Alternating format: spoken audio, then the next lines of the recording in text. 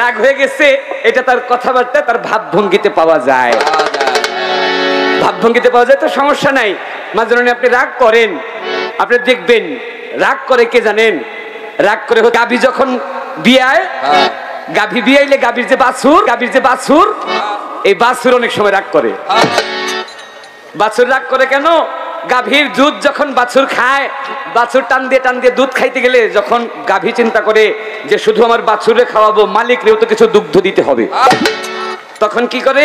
ওই গাভী আবার দুধটা একটু টান দিয়ে রাখে।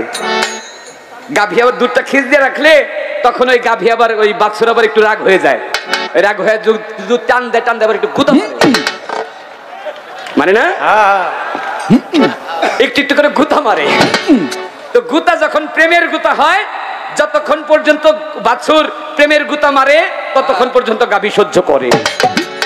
আবার দেখবেন বাছুরের যখন নতুন দাঁত কিটকিট করে কামড় দেয়, বানের মধ্যে কামড় দেয়, কামড়টাও যখন প্রেমের কামড় থাকে, যতক্ষণ পর্যন্ত প্রেমের কামড় ততক্ষণ পর্যন্ত গাভী সহ্য করে। আবার গিয়ে দেখবেন যখন বেশি গুতা মারে, গুতাটা প্রেমের ছাড়া ভাবের গুতা ছাড়া আলগা গুতা হয়ে যায়, গুতা একটু জোরে হয়ে যায়, তখন গাভী আবার পিছনের পর্দা ঠাস করে দেয়, ডিস্টার্ব নষ্ট করে দেয়। কারণ নিজের তো বাঁচতে হবে। বাছুর, তোমাকে আমি দুধ খাওয়াই বাঁচা রাখবো, তুমি আগে আমাকে বাঁচাও, তারপর তুমি নিজে বাঁচো। এখানে না কথাটা? প্রশ্ন করলেন আমার কাছে, খুব মূল্যবান একটা প্রশ্ন। কি প্রশ্ন? এই একটা প্রশ্নের মধ্যে এমন একটা বিষয় আমার মাজনুনি তুলে ধরছে, যদি কথাটা পূর্ণাঙ্গ ব্যাখ্যা করতে যাই, আমরা মুসলমান এখন বর্তমান কোন অবস্থায় আছি এইটাও প্রমাণ হয়ে যাবে। আর আমার নবীর নাম, ইব্রাহিম নবীর নাম আসছে কোরআনের মধ্যে 8 থেকে 10 বার, মুসা নবীর নাম আসছে বেশ কিছুবার, অসংখ্যবার। আমার নবীর নাম আসছে মাত্র 5 বার। কিন্তু যার কাছে কোরআনটা নাজিল হইলেন তার নামটা 5 বার কেন? অন্যান্য নবীর নামটা বেশি আসলেন কেন? বড় পীরের এক ভক্ত বড় পীরের কাছে জিজ্ঞেস করলেন, প্রশ্ন কি এটা করছে না? আমি আশা রাখি আমার আম্মাজানের পঙ্খানু রূপে আপনার জবাব দিতে পাবেন না, জবাবের অভাব পাবেন না। তো এর মধ্যে সব কথা বলছে ভালো, সব কথার মধ্যে একটা কথা কইছে, কয় দেখেন রশিদ সরকার সাহেব গান লিখছে, একটা সাধক যদি গান বুঝে লিখে, একটা সাধক তিনি ভাবনা চিন্তা করে বুঝে সুঝে তারপরে গান লেখে। আমি তো কয় আপনি রশিদ সরকারের ভুল ধরলেন না, আমি তো রশিদ সরকারের ভুল ধরি নাই, কারণ আজকে তো আমার বিপক্ষে রশিদ সরকার গান গাইতেছে না। কিরে বাবা, না আমার বিপক্ষে গান গাইতেছে কে? পুতুল দেওয়ান। গানটা গাইছে কে? পুতুল দেওয়ান। লেখক যদিও রশিদ সরকার, গাইছেন তো আপনি। আপনি গাইছেন কে? আপনি গাইছেন, এর লেগে আমি ধরছি। গাইছেন তো মরছেন, গাইছেন তো মরছেন আসল কথা কই দেন আস্তে না মাজননি। আমি আপনার গানটার মধ্যে এই জন্য ধরেছি, আপনি গানটার অন্তরটার মধ্যে একটু ভুল করছেন। অন্তরটার মধ্যে ভুল করছেন কেমন? রশিদ সরকার তার গানের মধ্যে লিখেছেন এইরকম, কোরআনে শুনেছি আমি দয়াল তুমি আছো জগৎ জুড়ি, আমি চিনিতে পারলাম না তুমি পুরুষ কিংবা নারী। কথাটার মধ্যে মিল আছে কিনা? কোরআনে শুনেছি আমি তুমি আছো জগৎ জুড়ি, রি জুড়ি, এখানে রি, আবার তারপরের কথার মধ্যে মিল দিয়েছেন চিনিতে পারলাম না তুমি পুরুষ কিংবা নারী। কেন এই কথা কেন বলছেন রশিদ সরকার? রশিদ সরকার এই কথা বলছেন এই জন্য, আল্লাহ পাক তার কোরআনের মধ্যে বলেছেন আলা কুল্লে শাইন কাদির আলা কুল্লে শাইন মুঈদ, আল্লাহ সর্ব জায়গায় সর্বমান বিরাজিত। আপনি টয়লেটে যাবেন, টয়লেটের পায়খানা যেখানে পড়ে, ময়লা যেখানে পড়ে, দেখবেন ময়লার মধ্যে কিরা হয়ে যায় না? ওই ময়লার মধ্যে যে কিরা, ওই কিরার মধ্যে যে প্রাণ আছে, ওই প্রাণের মধ্যে আল্লাহ আছে। এই জন্য রশিদ সরকার এই জন্য বলছে যে আল্লাহ কি পুরুষের মধ্যে রইলেন না নারীর মধ্যে রইলেন? যার মধ্যে জীবন আছে তার মধ্যে আল্লাহ আছে। গোড়ার খবর। এই জন্য রশিদ সরকার গাইছে যে কোরআনে শুনেছে আমি তুমি আছো জগৎ জুড়ি, চিনিতে পারলাম না তুমি পুরুষ কিংবা নারী। আপনি গানের মধ্যে গাইছেন ভুল। গানের মধ্যে আপনি গাইছেন যে কোরআনে শুনেছি আমি তুমি জগৎ স্বামী, এই জন্য আমার মনের মধ্যে পেঁচ লেগে গেছে, স্বামী হইলে তাহলে পুরুষ আর নারী আবার কইলো কেন? আরে রশিদ সরকার উনি যে গান লেখছে এটা বুঝছেই লেখছে, আর যে প্যান্ট বানায় ওই প্যান্টের দর্জি মতনের জায়গায় আইকাই লয়। আপনি পিনতে যদি ভুল করেন আসতে, ওই যে একটা হাবার কাহিনী শুনছিলাম না, এক হাবারের নতুন প্যান্ট পরতে দিচ্ছে, তো প্যান্টের চেনটার জায়গা তো থাকে সামনের দিকে, ও উল্টায় পিনছে। উল্টায় পিনছে, চেনের জায়গাটা দিছে পিছনে। তোর দুলাভাই জিজ্ঞেস করে কি রে প্যান্ট এমনি পিনছিস কে? কে দুলাভাই সমস্যা কি? কয়তে পেটা প্রস্রাব করার সময় সমস্যা হইব না? কয় রাখেন, প্রস্রাবের চেয়ে বড়টা যদি হয় তাহলে আরো সুবিধা হইব। আপনি প্রস্রাবের জায়গাটা যদি উল্টায় দেয়, মনে মনে চিন্তা করেন যে আরেক জায়গাতে সুবিধা হইব, তাইলে তো ভুল করছেন। যাক ভালো।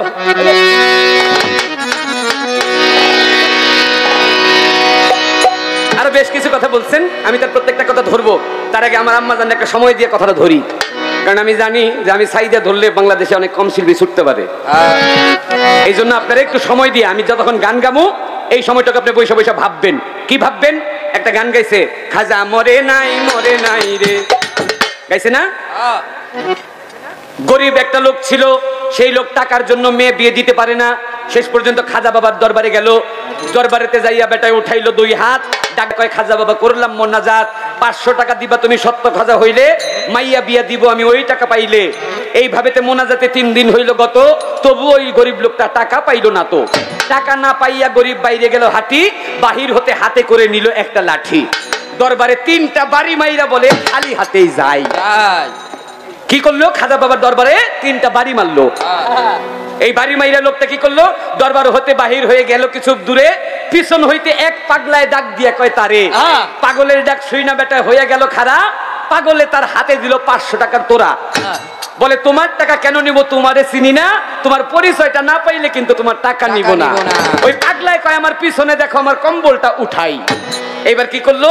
ওই পাগলের কথা শুনে গিয়া পিছনে গেল, পিছনে গিয়ে কম্বল উঠাইলো, কম্বল উঠাই দেখলো যেই 3টা বাড়ি দিছে খাজা বাবার দরবারে, ওই 3টা বাড়ি দেখে পাগলের পিঠের মধ্যে। আমার 1 নাম্বার কথা, বাবাজি আপনারা তো সবাই এখানে মুসলমান না? আচ্ছা, মুসলমান মানুষ যদি মারা যায় তাকে চিৎ করে মাটি দেয় না উপুত করে মাটি দেয়? চিৎ করে মাটি দেয় না? তাহলে খাজা বাবার রওজায় খাজা বাবার ভক্তরা যখন খাজা বাবাকে মাটি মঞ্জিল করেছিলেন, চিৎ করে দিছিলেন না? তাহলে বাড়ি যদি দেয় বুকে লাগবো না পিঠে লাগবো? কি বাড়ি লাগবো বুকে। এই ডাকটা পিছনে গেল কেন? দেখ, আবার অনেক শিল্পীরা জিগাইলে কয় খাজা বাবা ওই রওজার মধ্যে আসিল সেজদা দিয়া। খাজা বাবা নিজের রওজার মধ্যে সেজদা দিছে, তারপরে সবাইকে মাটি দিছে? কি রে বাবা, এরকম না।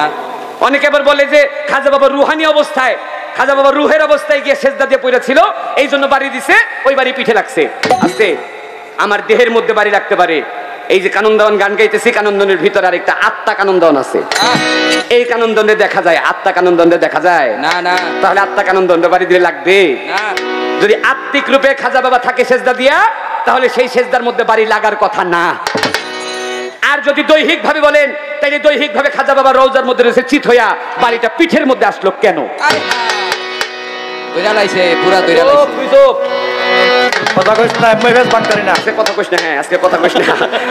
আজকে আমার আম্মা জান কইছে আমার গরম হইতে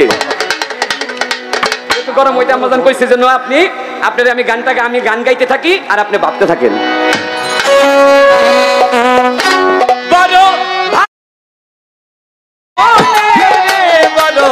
ভাবলা গাইল মধুর মনে রে, বড় ভাবলা গাইল পীরে মনে।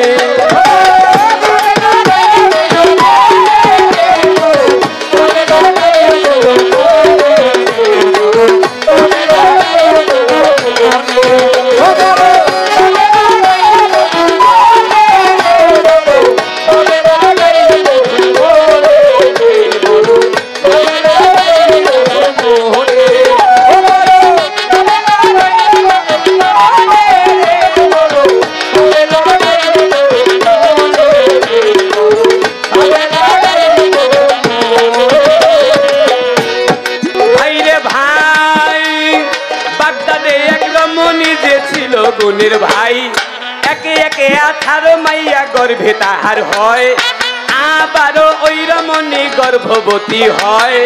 স্বামী তারে ডাকিয়া জানাইলেন নিশ্চয়, শোনো শোনো প্রাণের বিবি তোমারে জানাই, একে একে 18 মাইয়া তোমার গর্ভে পাই। এইবারও তোমার গর্ভে মাইয়া গেলে তালাক দিয়া তোমায় দিব রে সারিয়া, তোমায় তালাক দিয়া দিব সারিয়া, তালাক দিয়া দিব সারিয়া। স্বামী দিল গো জানাইয়া রে,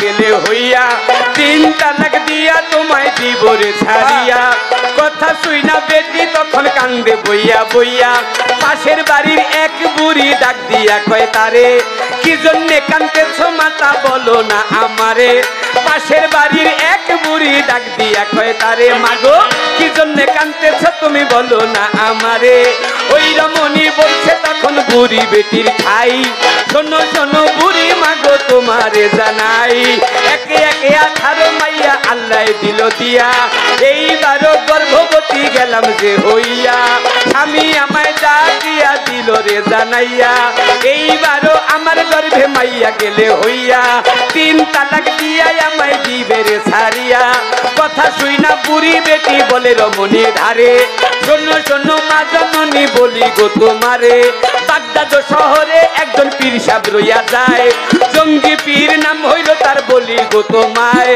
দুধ কলা লইয়া পীরের দরবারে যাও চলিয়া পীরের দরবারে তুমি দুধ কলা দিয়া যদি পীরের মনটারে লও রে বুঝাইয়া গর্ভের মাইয়া ছেলে করবে চেয়েছিল মাইয়া তোমার গর্ভের মাইয়া দিবে ছেলে বানাইয়া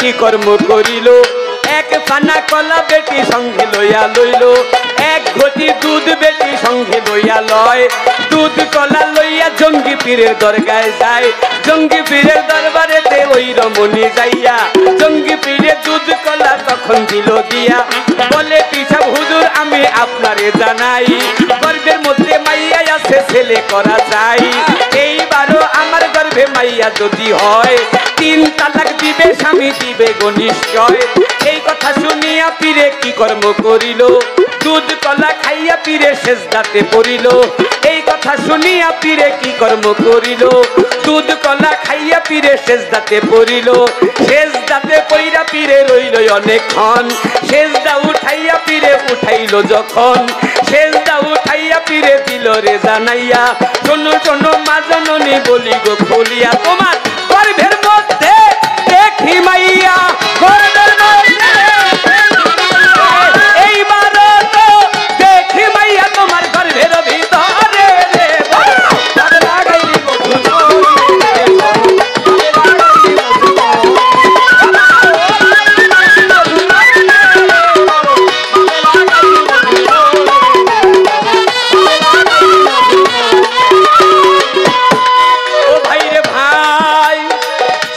উঠাইয়া পীরে দিল রে জানাইয়া শোনো শোনো মা জননী গর্ভে গেল মাইয়া এইবারও তোমার গর্ভে মাইয়া দেখা যায় এই কথা শুনিয়া বেটি করে রে হায় হায় চোখের পানি ছাইরা দিয়া কান্দিতে লাগিল কানতে কানতে নিজের বাড়ি রওনা হইয়া গেল পথের মধ্যে কানতে কানতে বেটি যখন যায় ছোট্ট একটা বাচ্চা ছিল আব্দুল কাদির নাম তাই ছোট্ট বাচ্চা তখন বেটিরে দেখিয়া বেটির সামনেতে আব্দুল কাদির গেল রে দাঁড়াইয়া বলে মাগো তোমার কাছে এখনে জানাই কি জন্য কাঁদতেছো মাতা বলো আমার ঠাই বেটি বলে বাচ্চার কাছে শোনো বাচ্চা তোমারে কি বলবো বাচ্চা আমি কি বলবো তোমারে বাচ্চা কয় বুঝাইয়া বুঝলে বাচ্চা কয় বুঝাইয়া কইলে কেন বুঝবো না বলো মাগো মনের ঘটনা এই কথা শুনিয়া বেটি বাচ্চার কাছে কয় 18 মাইয়া দিল আমায় দিল গো নিশ্চয় এইবারও গর্ভবতী গেলাম যে হইয়া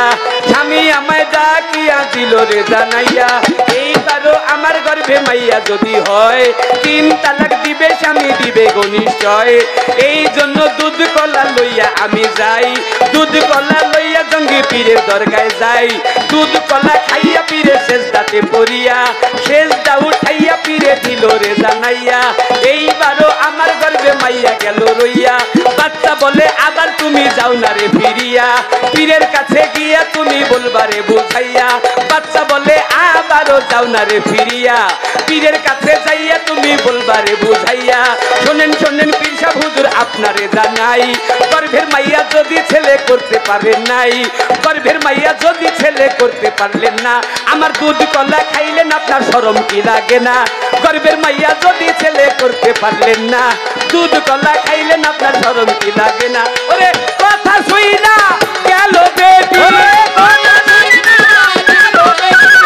কথা শুই না গেল বেটি সেদিন পীরের দরবারে বড়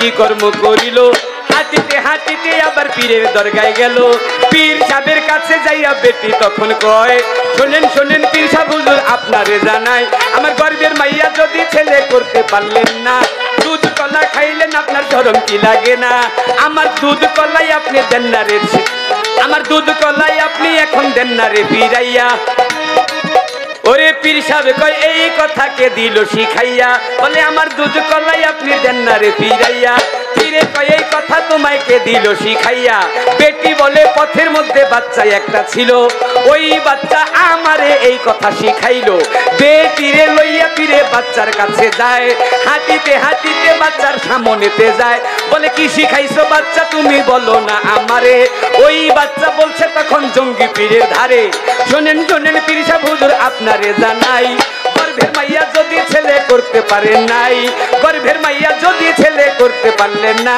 তার দুধ কলা খাইলেন আপনার শরম কি লাগে না এই কথা শুনিয়া পীরে রাগ হইয়া গেল ঠাস করিয়া একটা থাপ্পড় বাচ্চার গালে দিল এই কথা শুনিয়া পীরে রাগ হইয়া গেল ঠাস করিয়া একটা থাপ্পড় বাচ্চার গালে দিল সঙ্গে সঙ্গে জালালি ভাব গেল উদয় হইয়া জালালি নজরে বাচ্চা একবারও তাকাইয়া জালা নজরে একবার গর্ভের দিকে চায় সঙ্গে সঙ্গে গর্ভের মাইয়া ছেলে হইয়া যায় জালালি নজরে একবার গর্ভের দিকে চায় সঙ্গে সঙ্গে গর্ভের মাইয়া ছেলে হইয়া যায় ওরে পীর সাহেব হুজুর দেখিতে পায় পীর সাহেব হুজুর দেখিতে পায় মাইয়া ছেলে গেছে হইয়া রে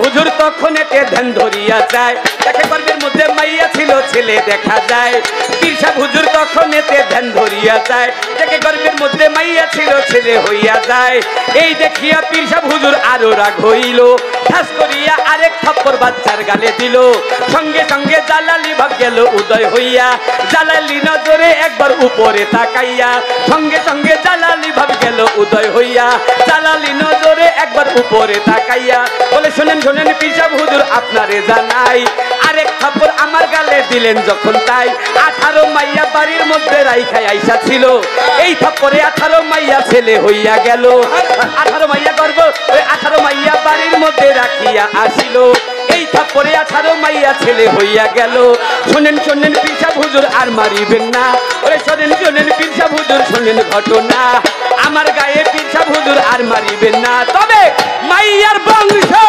রাখব না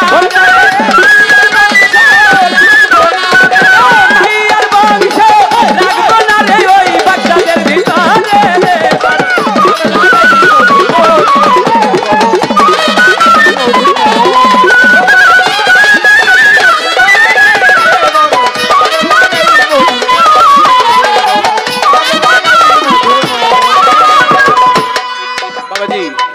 গানের সুরে সুরে বলতেছি গানের কথাগুলো বোঝা যায় আলহামদুলিল্লাহ যদি আপনারা বুঝতে পারেন তাহলে আমাদের গাওয়াটা সার্থক ছোট হোক আর বড় হোক শিল্পী ততক্ষণ পর্যন্ত হতে পারে না ততক্ষণ শ্রোতার মনটা আকৃষ্ট করা না যায় আর যত ছোটই হোক যদি শ্রোতারা তারে ভালোবাসে সেই হয় শিল্পী তাই গানের ছন্দ এখানেতে বারণ করে যায় মা জননী যেখানেতে প্রশ্ন করে যায় ভুলি নাই কথায় আমার মনে পড়ে, তাহার কথা পরে বলবো আগে ধীরে ধীরে।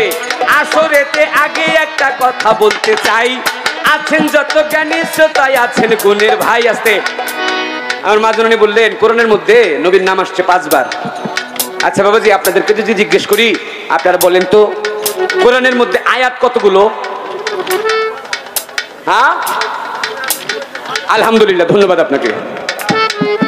বোঝা গেল আপনার মতো একজন জ্ঞানী এখানে জ্ঞানী লোক আছেন, ধন্যবাদ। আল্লাহ পাক যেই কোরআন নবীর কাছে নাজিল করলেন, সেই কোরআনের মধ্যে ছিল 6666 আয়াত। কিন্তু আমি কানন্দন বললাম, বর্তমান বাজারে আপনারা যেই কোরআন পাবেন, বর্তমান বাজারের কোরআন কিনে আনেন, বর্তমান বাজার থেকে কোরআন এনে আয়াত সংখ্যা আপনি গুনবেন, আয়াত সংখ্যা গুনে দেখবেন বর্তমান কোরআনের মধ্যে আছে 6334 আয়াত। বাদ বাকি 332 আয়াত কোরআনের মধ্যে নাই। কেন নাই? আমার নবী যখন আসছে, কোরআনটা নাজিল হয়েছে নবীর উপর, কিন্তু নবী যখন এই দুনিয়া থেকে পর্দা নিলেন, খেলাফতি পাওয়ার কথা ছিলেন, গাদিরে খুমের মধ্যে দাঁড়িয়ে নবী 16 লক্ষ মুসলমানের মধ্যে ভাষণ দিলেন, মান কুনতুম মাওলাহু ফাহাজা আলিউন মাওলাহু। আমি মোহাম্মদ যার জন্য মাওলা, আজ হইতে আলী তাদের জন্য মাওলা। কে বলছে? নবী বলছে। আল্লাহ তার কোরআনের সূরা ফাত আয়াত নাম্বার 10 এর মধ্যে আল্লাহ বলছে যে যে নবীর হাতে হাত দিল সে যেন আল্লাহর হাতেই হাত দিল। নবী বলছেন মান কুনতুম মাওলাহু ফাহাজা আলিউন মাওলাহু, আমি যার মাওলা আজ হইতে আলী তার মাওলা। আলীকে খেলাফতি দিয়ে দিলেন, মাওলাইতি দিয়ে দিলেন। কিন্তু দেখা গেল নবী ইন্তেকালের পরে নবীর দেহ মোবারক, নবী তার হাদিসের মধ্যে বলছে, কোন মানুষ যদি, কোন মুসলমান যদি মারা যায়, এই ছোট, কোন মুসলমান যদি মারা যায় যত তাড়াতাড়ি পারো তার কবরস্থ করবা। যেই লোকটা এই কথা বলছে যে মুসলমান মারা গেলে তার যত তাড়াতাড়ি পারো কবরস্থ করবা, সেই দিনের নবী, সেই মুহাম্মদ যখন তার দেহ মোবারক ত্যাগ করলেন, পর্দা নিলেন, ওফাত করলেন, নবী ওফায়েতের পরে 3 থেকে 3.5 দিন পর্যন্ত নবীর লাশটাকে, নবীর দেহ মোবারককে কবরস্থ করা হয় না। এই জন্য আগে রাজনীতি চলছে, কে আগে খেলাফতি পাবে। নবীর দেহ মোবারকের পাশে ছিল একমাত্র হযরত আলী, আর আবু বকর, ওসমান, ওমর, উতবা, তাদের মতো কিছু সংখ্যক মানুষ যারা নামে মুসলমান হইল, প্রকৃত মনের মধ্যে অন্তরে তাদের ঈমান ছিল না। তারা গিয়া একটা ঘরের মধ্যে মিটিং করলেন মা আয়েশা সিদ্দিকাকে নিয়ে। তারা নিয়ে খেলাফতি বানাইলেন প্রথম আবু বকরকে, তারপর খেলাফতি বানাইলেন উমরকে, তারপর খেলাফতি বানাইলেন ওসমানকে। ওসমানের পরে খেলাফতি আসলেন আলীর কাছে। নবী নিজেই বলে গেছে, আমি মোহাম্মদ যখন দুনিয়ায় থাকবো না, আমার পরে খেলাফতি থাকবে মাত্র 30 বছর। এই 30 বছর খেলাফতির পরে এই দুনিয়ার মধ্যে মুসলমানদের ঈমান নিয়ে যে কত ছিনিবিনি খেলা হবে সেটা আল্লাহই ভালো জানে, আমি মোহাম্মদ মুখ দিয়ে প্রকাশ করব না। আলীর পরে এই খেলাফতি নিয়ে গেলেন মুয়াবিয়া, আর মুয়াবিয়ার ছেলের নামই ছিল ইয়াজিদ। যে ইয়াজিদ এসে 332টা আয়াত ছিল পাক পাঞ্জাতনের শান এবং মানে। কাদের মানে? পাক পাঞ্জাতনের। পাক পাঞ্জাতন কি? পাক মানে পবিত্র, পাঞ্জা মানে 5, তন মানে দেহ, 5টা পবিত্র দেহ। সেই 5টার একটা হচ্ছে আমার দিনের নবী, একটা হচ্ছে আলী করিমুল্লাহ ওয়াজহু, একটা হচ্ছে মা ফাতিমাতুজ জোহরা, একটা হচ্ছে ইমাম হাসান আলাইহিস সালাম, একটা হচ্ছে ইমাম হুসাইন আলাইহিস সালাম। তাদের 5 জনের সম্মানের যে আয়াতগুলো ছিল, এই আয়াতগুলো কোরআন থেকে সরাইয়া বাদবাকি কিছু মন গড়া আয়াত দিয়ে তারপর কোরআনটাকে তারা নাজিল করছে। আমরা বর্তমান যে কোরআন পাই সেটা ইয়াজিদি কোরআন। নবীর হাতে, নবীর কাছে যে কোরআন আসছিলেন, ওই কোরআনের একটা কোরআন আছে এখনো মিশরের জাদুঘরে, যেই কোরআনের মধ্যে ওসমানের গায়ের রক্ত পর্যন্ত কোরআনের মধ্যে লেগে আছে। কারণ ওমরকে যখন কতল করে, ওমর তখন জানের ভয়ে, ওমর জানের ভয়ে গিয়ে কোরআন সামনে নিয়ে কোরআন তেলাওয়াত করতেছিলেন যেন কোরআনের সামনে তারা কেউ মারতে না পারে। আর এমন সময় ওমরকে পিছন দিক দিয়ে একটা তরবারি দিয়ে কোপ দিছেন, ওমর 2 খণ্ড হয়ে গেছে, ওমরের গায়ে রক্ত গিয়ে পড়ছে কোরআনের মধ্যে। মিশরের জাদুঘরে যে কোরআন আছে, ওই কোরআনের মধ্যে 6666টা আয়াত ঠিকই আছে। আমার বড় পীরের কাছে ভক্ত আসছে কে? বড় পীরের ভক্তের মধ্যে সবচেয়ে জ্ঞানী একজন আলেম ভক্ত ছিলেন, যে ভক্তের নাম ছিলেন শিবলি রহমতুল্লাহ আলাইহ। এই শিবলি হাদিসের বিরাট বড় একজন আলেম ছিলেন। শিবলি হাদিসের আলেম। বাবাজি কথা বলতে খারাপ লাগে নাকি?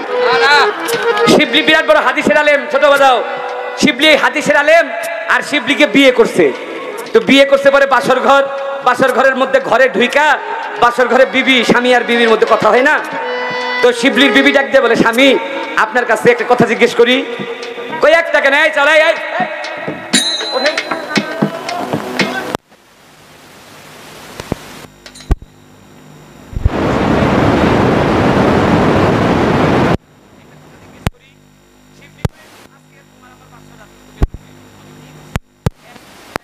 কথা জিজ্ঞেস করো, 1000 কথা জিজ্ঞেস করো। আর শিবলির বিবি ডাক দেখো, স্বামী আমি আপনার কাছে বেশি কিছু জিজ্ঞেস করতে চাই না, একটা হাদিস জিজ্ঞেস করতে চাই। শিবলি আরো খুশি হয়ে গেছে, হাদিস জানতে চাও? আমি তো হাদিসের আলেম, আমি শিবলি হাদিসের একটা আলেম, আমার বুকের মধ্যে নবীর যত হাদিস আছে সব হাদিস ভরা। তুমি কি হাদিস জানতে চাও বলো?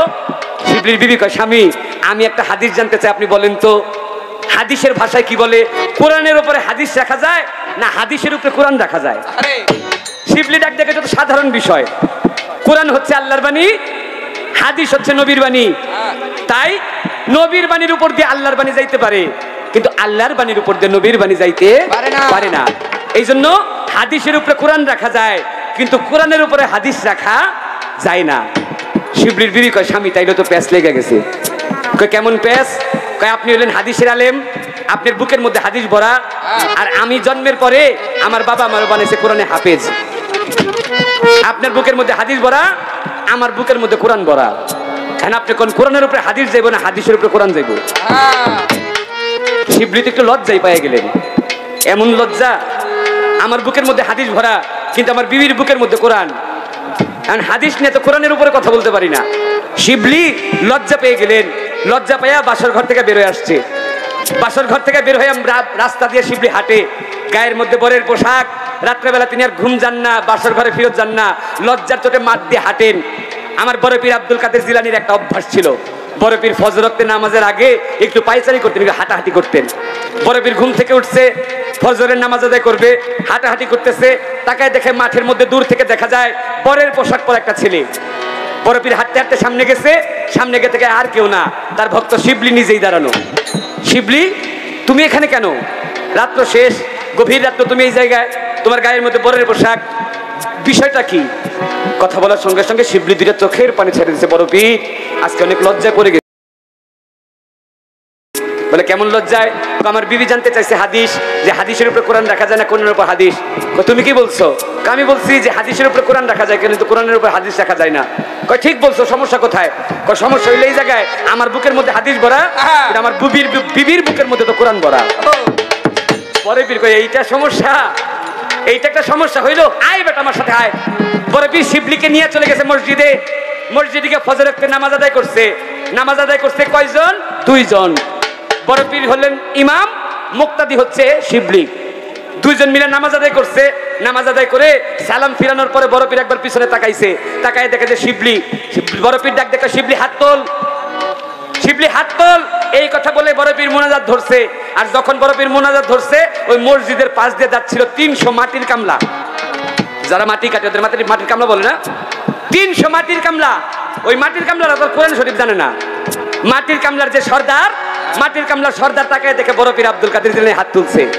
মাটির কামলার সর্দার ডাক দেখে, এই মাটির কামলার দল, ওই দেখ মসজিদের ভিতরে আব্দুল কাদের, বড় পীর আব্দুল কাদের জিলানী হাত তুলছে। এক কাজ কর, বড় পীরের পিছনে গিয়ে সবাই হাত তোল। বড় পীরের পিছনে হাত তুললে কেউ খালি হাতে যাবে না। বড় পীর দেখছে তার পিছনে একজন, কিন্তু একজনের সাথে যোগ হয়েছে আরো 300, হয়ে গেছে 301 জন। বড় পীর আল্লাহর দরবারে হাত তুলে ডাক দেখে, হে আল্লাহ আপনি না আমারে বলেন মাহবুবে খোদা, মাহবুব শব্দের অর্থাৎ বন্ধু। হে আল্লাহ আপনি না আমারে বন্ধু বলেন, তাই আমি বন্ধু হিসেবে আপনার কাছে অনুরোধ করি, আপনি যদি চান পাহাড়কে আপনি সাগর বানাইতে পারেন, আপনি আল্লাহ যদি চান তাহলে সাগরের মধ্যে চর ফলাইতে পারেন। হে আল্লাহ আমার পিছনে যে মুক্তাদি আছে, এই মুক্তাদিটা আপনি আপনার কুদরতে কোরআনে হাফেজ বানাই দেন। সবাই একবার সুবহানাল্লাহ বলুন। সুবহানাল্লাহ। আমার বড় পীর শুধু একবার আল্লাহর দরবারে বলছে, আর বড় পীর বলার সঙ্গে সঙ্গে বড় পীর দোয়া করছে একজনের জন্য আর দোয়া লাইগা গেছে 301 জনের। ওই শিবলির উসিলায় 301 জনই হয়ে গেছে কোরআনে হাফেজ। সুবহানাল্লাহ। এইবার বড় পীর ডাক দেখা, শিবলি এইবার বাসর ঘরে যা, এইবার বাসর ঘরে গিয়ে তোর বিবির আরেকটা হাদিস শোনাবি। কি হাদিস? এই হাদিসটা শোনাবি যে আল্লাহর বাণীর উপর দিয়ে নবীর বাণী যাইতে পারে না, তবে আল্লাহর বাণীর উপর দিয়ে আবার আল্লাহর বাণী যাইতে পারে। একটা কোরআনের উপরে আবার আরেকটা কোরআন রাখা যায়। এই শিবলি যখন কোরআনে হাফেজ হইলেন, কোরআনে হাফেজ হয়ে শিবলি আমার বড় পীরের কাছে বললেন, হে বড় পীর, আমি কোরআনটা তেলাওয়াত করে দেখলাম, কোরআনের মাত্র 5টা জায়গার মধ্যে মুহাম্মদ নামটা আছে, বাদ বাকি জায়গার মধ্যে কেন নাই?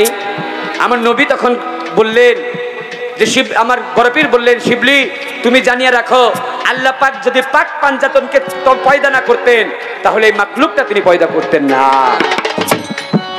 তাই মুহাম্মদ নামটা 5 বার দিয়ে আল্লাহ বুঝিয়েছেন পাক পাঞ্জাতনকে ইশারা করে। পুরোটা কোরআন নাজিল হয়েছে আস্তে নবীর নাম 5 বার। আচ্ছা এখন দাঁড়ায় আপনাদের মাঝখানে এখানে সবার মধ্যে দাঁড়ায় আছে কে? আপনারা বলেন সবার মধ্যে দাঁড়ায় আছে কে? আমি। তাহলে আপনারা যদি বলেন এখানে দাঁড়ানো ব্যক্তিকে, তাহলে আমার উদ্দেশ্য করা হবে না? নবী তার কোরআনের মধ্যে প্রত্যেকটা জায়গায় বলছে। কোথায়? একেবারে কোরআন খুললেই বিসমিল্লাহর মধ্যে সূরা বাকারা, আলিফ লাম মিম জালিকাল কিতাবুল লা রাইবা ফিহি হুদাল লিল মুত্তাকিন। আলিফ আলিফে আল্লাহ, লাম লামে আদম, মিম মিমে মুহাম্মদ। তাহলে সেখানে কি মুহাম্মদ নাম আছে না? আছে আছে, মুহাম্মদ নাম আছে, কিন্তু সেটাকে মিম দিয়ে ইশারা করেছেন। কানুনদান বললেও আমাকে বোঝানো হবে, এখানে স্টেজে দাঁড়ানো ব্যক্তি বললেও আমারই বোঝানো হবে হবে। ঠিক তেমনি প্রত্যেকটা সূরার মধ্যে, সূরা বাকারার মধ্যে আছে, সূরা মুমতাহিনার মধ্যে আছে, সূরা মুজাম্মিলের মধ্যে আছে, সূরা আল কালামের মধ্যে আছে, সূরা আলাকের মধ্যে আছে। এই 5টি সূরার মধ্যে নবীর নাম 5 বার উল্লেখ করা হয়েছে, কিন্তু পুরো কোরআনের মধ্যে যতগুলো আয়াত, প্রত্যেকটা আয়াত নবীকে ইশারা করে নবীর নাম বলা হয়েছে। এই তো তার কথা ছিল, এই তো তার কথা ছিল, আসলে শেষ হইল, আসলে শেষ হইল, আমি দিলাম শেষ করিয়া রে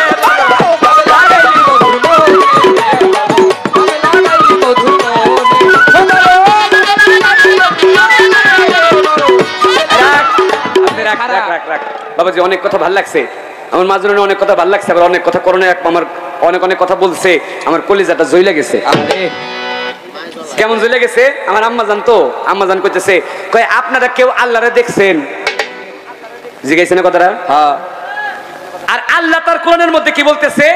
আল্লাহ বলতেছে, হে মুমিনগণ, তোমরা দুনিয়া থেকে আমাকে দেখে আসো, যদি দুনিয়া থেকে কেউ আল্লাহরে না দেখলা, আখিরাতের দিন তার আমি অন্ধ করে উঠাবো। কি ঠিক ঠিক আল্লাহর কোরআনের মধ্যে আল্লাহ বলতেছে। এখন আপনি কইতেছেন আল্লাহরে দেখেন নাই, তাইলে আপনার পীর ভজা হয় নাই, আপনার মুর্শিদ ভজা হয় নাই। যে ব্যক্তি মুর্শিদকে ধরছে, আরে কার কথা বলবো, এই দুনিয়ার মধ্যে কুস্তি কইরা, রেসলিং খেলা দেখেন আপনারা, রেসলিং খেলা কুস্তি কইরা বেলায়েতি হাসিল করছিল, যার নাম ছিলেন জুনায়েদ বগদাদি। এই জুনায়েদ বগদাদির এক ভক্ত ছিলেন, তার নাম ছিলেন শিবলি। এই শিবলির হাজার হাজার ভক্ত, একদিন শিবলি হাজার হাজার ভক্ত নিয়ে বৈশাখ হাজার হাজার ভক্তদের মধ্যে বলতেছে, এই তোমরা বলো তো কেউ আল্লাহরে দেখছো? সব ভক্তরা কয় না বাবা, আল্লাহরে দেখি নাই। সবার পিছন থেকে একটা ভক্ত হাত তুলছে, বাবা আমি একটা কথা কইতে চাই। ওই ভক্তের নাম ছিলেন আবুল ফজল। আবুল ফজল ডাক দিয়া ওই শিবলি কয়, বলো কি বলবা? আবুল ফজল ডাক দিয়া কয়, বাবা আপনি জিজ্ঞেস করছেন আল্লাহরে দেখছো কিনা? বাবা আমি আমার আল্লাহরে দেখছি। তুমি বলো কি? তুমি তো শরীয়তের মাথায় বাড়ি দিছো। কয় বাবা আমি শুধু আমার আল্লাহরে দেখি নাই, আমি আমার আল্লাহর পাও টিপছি, আমি আমার হাত দিয়ে আমার আল্লাহরে গোসল করাইছি, আমি আমার হাত দিয়ে আমার আল্লাহরে খাওয়াই দিছি। যখন এই কথা বলছে, শিবলি তার ভক্তদের বলে, নেই ও যদি আমার মুরিদ, ও তো শরীয়তের মাথায় বাড়ি দিছে, এক কাজ কর, তোরা হাত পা বান্ধা ওরে নিয়ে ধজলা নদীর মধ্যে ফেলা। যখন এই কথা বলছে, ওই আবুল ফজল রে বলছে, অন্য ভক্তদের বলছে যে আমার ভক্ত আবুল ফজল রে হাত পা বান্ধা পানির মধ্যে ফেলা। এই কথা বলতে দেরি অন্য ভক্তরা দড়ি আনবে ভয় পায়, ওই আবুল ফজল নিজেই গেছে, নিজেই দড়ি আনছে। নিজে দড়িয়াই না তার পীর ভাইদের বলে, ভাই তুই আমার পীর ভাই, তুই আমার তো ওই পারের ভাই, আমার পীর সাহেব হুজুর, যিনি আমার আল্লাহ, যিনি আমার পীর, যিনি আমার মুর্শিদ, সে বলছে আমার হাত পা বাঁধতে, তোর আমার হাত পা বান্ধা দে। আবুল ফজল নিজে রশি দিয়েছেন, তারা হাত পা বাঁধছে। এবার হাত পা বাঁধা ডাক দিয়ে কয়, আমার পীর বলেছেন নিয়ে ধজলা নদীতে ফেলে দিতে, তোরা আমায় নিয়ে ধজলা নদীর মধ্যে ফেলে দি। পীরের কথা রক্ষা করতে গিয়া আবুল ফজলের হাত দুইটা বাঁধছে, পাও দুইটা বাঁধছে, সবাই মিলে তার নিয়ে ধজলা নদীর পানির মধ্যে ফেলে দিয়েছে। আর আবুল ফজল হাত বাঁধা। বাবা, কোন মানুষের যে হাত বাঁধা থাকে সে কি আর সাঁতরাইতে পারবে? পাও বাঁধা থাকলে সে কি আর সাঁতরাইতে পারে? আবুল ফজলের হাত বাঁধা, পাও বাঁধা, তারে পানির মধ্যে ফেলেছেন। আর আবুল ফজল যখন পানির মধ্যে পড়েছেন, তিনি ডুবে যাবেন এমন সময় লক্ষ্য করে দেখে তার পায়ের কাছে একটা কলার ভেউরাও যেমন ভেসে উঠছে। পায়ের কাছে কলার ভেউরা ভেসে উঠছে। আবুল ফজল ওই কলার ভেউরার মধ্যে পাড়া দিয়ে দাঁড়িয়েছেন। গলা পর্যন্ত পানির মধ্যে, যতটুকু থাকলে তার প্রাণ থাকে ততটুকু পুরুষ আছে। ওই কলার ভেউরা আস্তে আস্তে ভাসতে ভাসতে ভাসতে ভাসতে নদীর তীরে গিয়ে ভিড়ছে। নদীর তীরে গিয়ে আবুল ফজল মনে মনে চিন্তা করে, আমার পীর বলছিল আমারে পানিতে ফালাইতে, আমারে পানিতে ফালাইছে, কিন্তু আমি তো পানিতে ডুবে মরি নাই। আমারে যে কলার ভেউরাটা ভাসাইয়া উঠাইলো, যে কলার ভেউরাটা আমারে বাঁচাইলো, এই কলার ভেউরাটা কার ভেউরাই আমার দেখতে হবে। দেখার জন্য আবুল ফজল ওই কলার ভেউরাটা টান দিয়ে মাটি পানির উপরে উঠেছে। আর আবুল ফজল পানির উপরে উঠে দেখে আর কেউ না, তার পীর হুজুর শিবলি নিজেই কলার ভেউরা হয়ে ভক্তকে বাঁচিয়েছে। শিবলি ধাপা দিয়ে তার ভক্তকে বুকের মধ্যে নিছে। বাবা, তুই যেই কথা বলছস এইটা তো আম্মুজলিসে শরীয়তের ভাষায় বলা যাবে না। যে এই জন্যই লালন সাইজি বলছে, যেই মুর্শিদ সেই তো রাসূল, ইহাতে নাই কোনো ভুল, খোদাও সে হয়। মাগো, আমি আমার মাকে বলবো, যদি পীরকে আল্লাহ হিসেবে ভাবতে পারো, যদি ওমর চানকে আল্লাহ হিসেবে ভাবতে পারো, যদি অলি আল্লাহকে আল্লাহ ভাবে ভাবতে পারো, তাহলে তোমার ভজন সাধন হবে, নচেত তোমার কোনো কর্মই জীবনে হবে না। এই পর্যন্ত কথা রেখে সামনে বেড়ে যায়, যেখানেতে কথা ছিল সেইখানে হেঁটে যায়। আমার মা জননী অনেক কথা জিজ্ঞেস করেছিল, তাহার কথাই আসরেতে শেষ হইয়া গেল। আমি এইবার তাহার কাছে খাজা বাবার জীবনে হইতে আর কিছু জিজ্ঞেস করিতে চাই না। ছোট্ট একটা ঘটনা বলবো, কথায় একটা জিজ্ঞেস রেখে যাবো বলি ঘটনা। খাজা বাবা আজমিরের দিকে আসতেছে, তার সাথে ভক্তবৃন্দ। তো আজমিরের দিকে খাজা বাবা যখন আসে, ভক্তবৃন্দ সবাই তো হাইটে আসতো। এখন এইটা আপনারা মুরব্বীরা বলতে পারবেন, এখন তো আমরা এরোপ্লেনের মাধ্যমে হজে যাই। একটা সময় কাফেলা, হাঁটতে হাঁটতে কাফেলা যাইতো না হজে? আগে মানুষ পায়ে হেঁটে হজ করতে যাইতো। তো কাফেলার মতো বড় খাজা বাবা তার কাফেলা নিয়ে আজমিরের দিকে আসে। হঠাৎ করে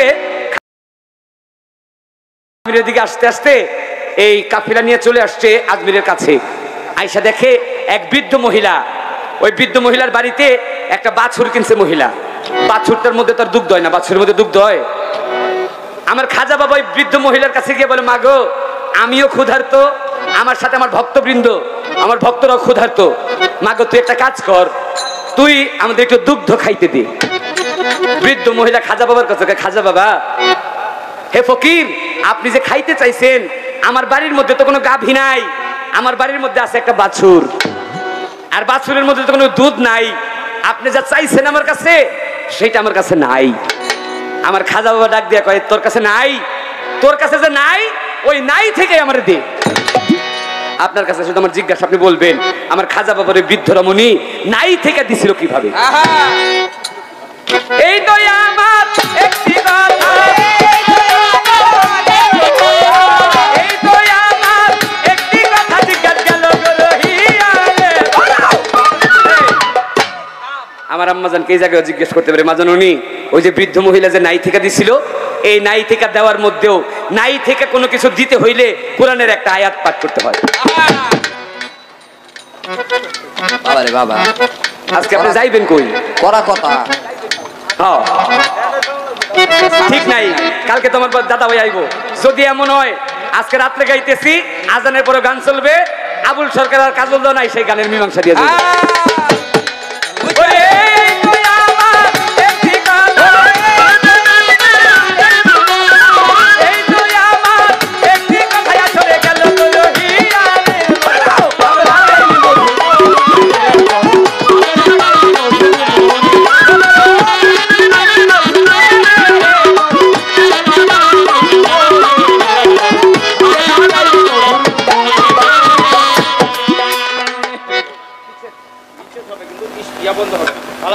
আচ্ছা থ্যাংক ইউ পালার একটা গান গেলে আমি তো একটা বিচ্ছেদ গাইতে পারি নাকি না আমার মা যেন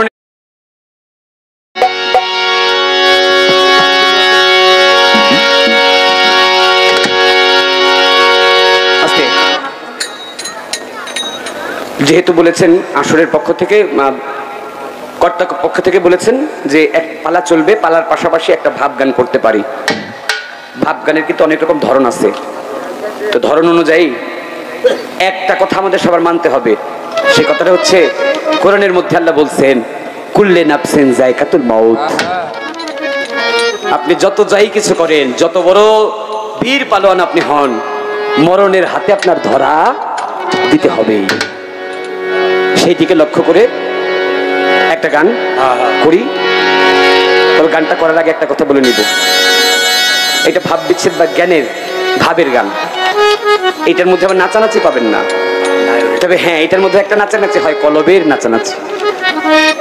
তাই আমি বলবো যে ভাব গানটা যেহেতু করতেছি, আমি নিজেও ভাবটার মধ্যে আমি নিজে পৌঁছে গেছি, এই জন্য করতেছি।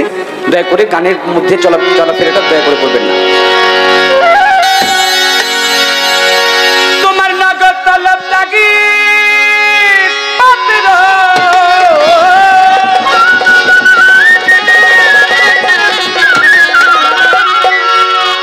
নগদ তলব লাগি পাত্র, নেমে আসবে যাবে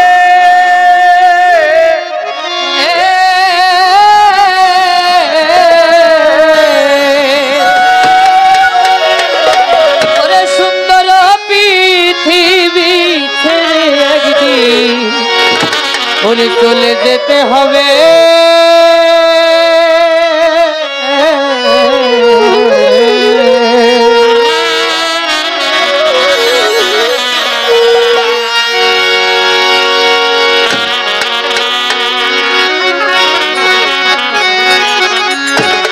এই পৃথিবী যেমনি আছে তেমনি পড়ে রবে,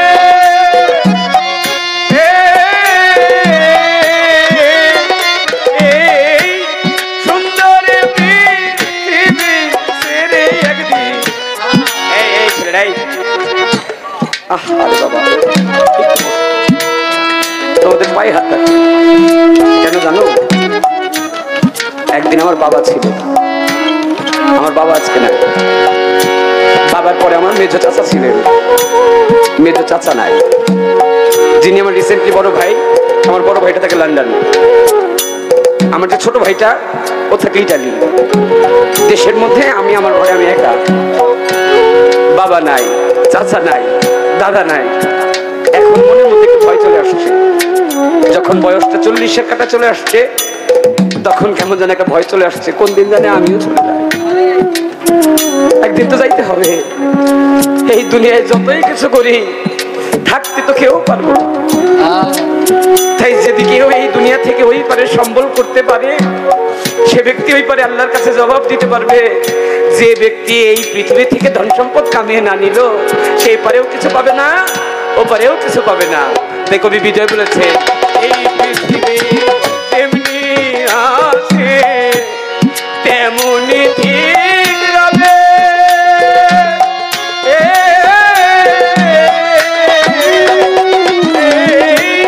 সুন্দর পৃথিবী ছেড়ে একদিন চলে যেতে হবে রে মন, চলে যেতে ওরে মন এই পৃথিবী যেমনি আছে ওরে তেমনি ঠিক লাগে।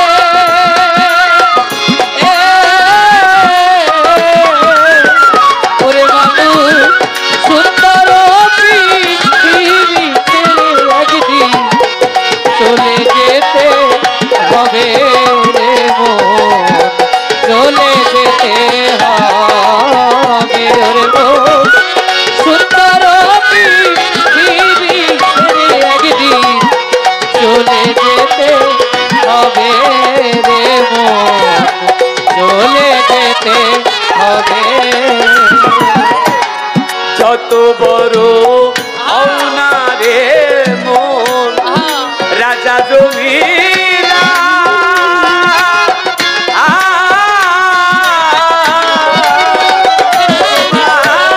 গাড়ি বাড়ি টাকা করিয়া গো ঘড়ি টেন্ডে ঘড়ি টেন্ডে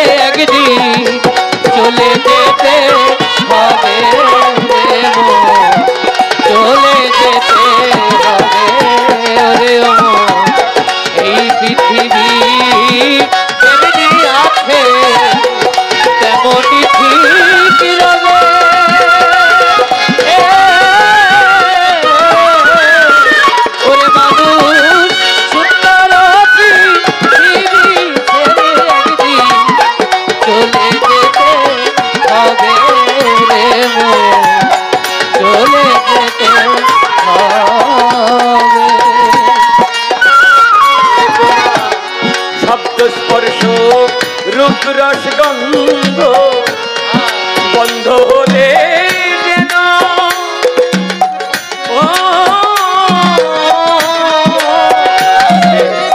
বাবাজি এটা ভাব বিচ্ছেদ গান আমি ভাব বিচ্ছেদ গাইতেছি আমি আর কি বিচ্ছেদ গাইবো বিচ্ছেদের জন্য যদি কেউ সম্রাট থাকতেন বিচ্ছেদের সম্রাট ছিলেন আপনাদের এই এলাকার সন্তান যিনি আমার দাদা খালেকজন সাহেবকে পাগল বানিয়েছিলেন তার বিচ্ছেদ দিয়ে যার নাম হয়ে গেছিলেন পাগল বাচ্চু মুরব্বী যারা তারা বলতে পারবেন পাগল বাচ্চু সাহেবের মতো বিচ্ছেদ গাইবো ওই লোক পৃথিবীতে বোধহয় আর হবে না সেই পাগল বাচ্চুকে তিনি ধরে রেখেছেন আমার জীবনে আমি যত রাত্র গান করি কাজল ভাইয়ের সাথে গান করে দেখছি ছোট বল ভাইয়ের সাথে গান করছি যতগুলো শিল্পীর সাথে গান করছি পাগল মনের সাথে গান করে যে শান্তি পাই আমি দোয়া করি দুই হাত তুলে আসরে দাঁড়িয়ে আল্লাহ যেন হাজার বছর তার হায়াত রাখেন শিল্পীদের কিভাবে কাঁধে নিয়ে গান গাইতে হয় এটা শিক্ষা যদি কারো কাছ থেকে পাওয়া যায় তাহলে সেটা পাগল মনি তিনি আমাদের বাউলদের জন্য একটা আইকন তার কাছ থেকে বাউলদের শিক্ষা নেওয়া দরকার যে বাউলটা কেমন হইতে পারে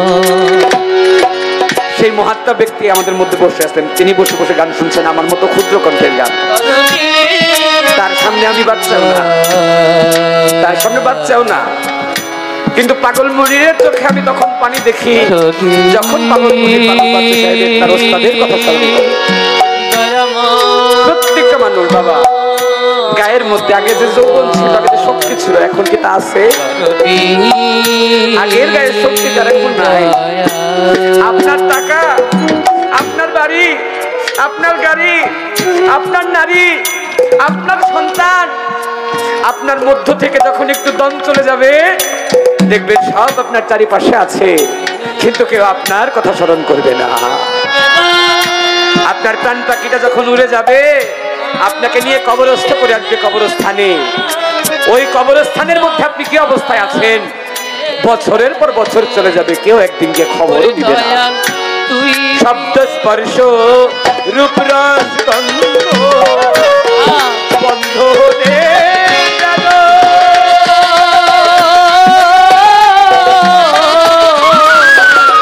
আমার এই পৃথিবীর অস্তিত্ব থাকবে না আর হেন থাকবে না আর শব্দ স্পর্শ রূপ রস গন্ধ বন্ধ হলে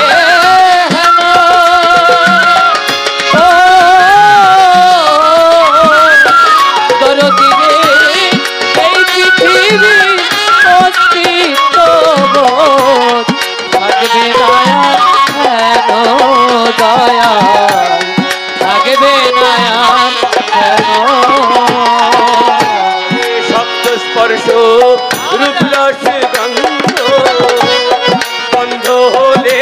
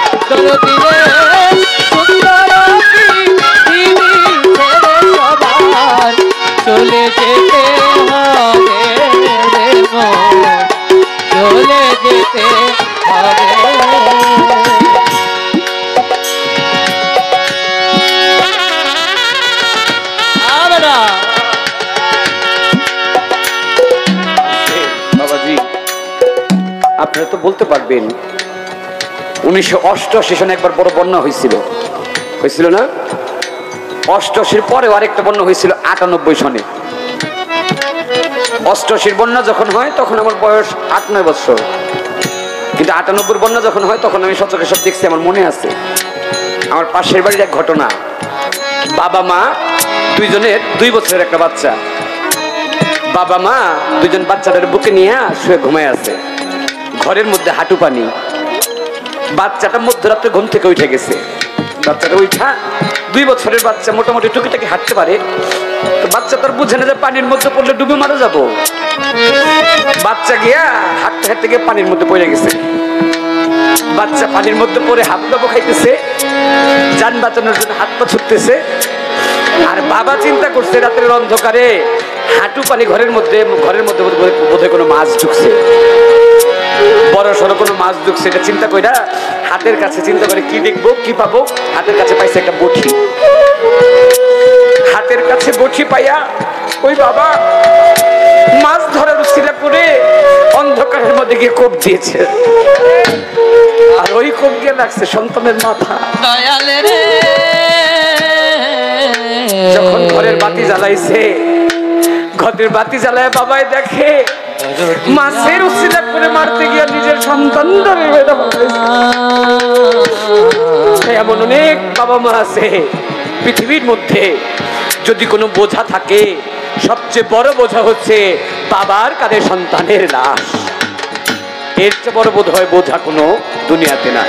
শব্দ স্পর্শ রূপ রস গন্ধ বন্ধ রে যেন ও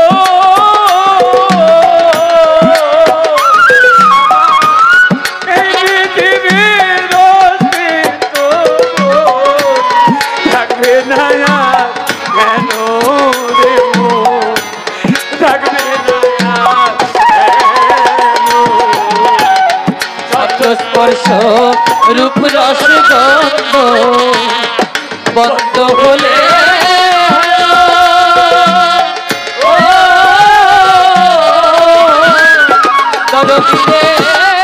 এই পৃথিবীর অস্তিত্ব বন্ধ হবে হেন রে বন্ধ হবে হেন।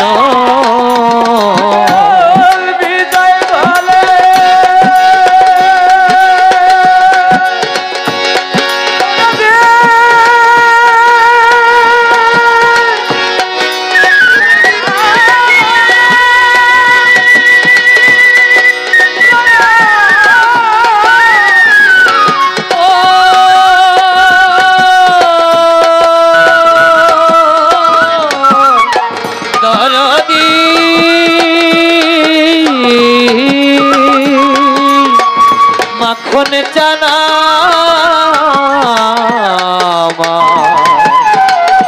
দিল বন্ধুরে দয়াল রে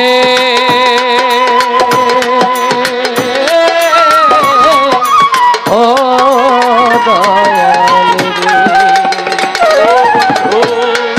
আমি যেদিন মহাঘুমে মুজিব তুই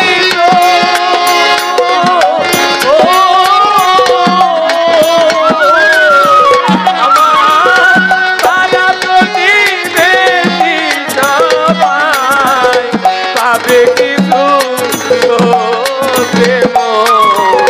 পাবে কিছু দরদিরে আমি যেদিন মহাঘুরে আমি মুদিব তুই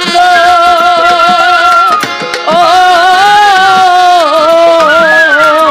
ওরে আমার পাড়া কবি বেশি সবাই পাবে কিছু শোকরে তারা পাবে কিছু আমি যেদিন মহাঘুমে মুজিব দুই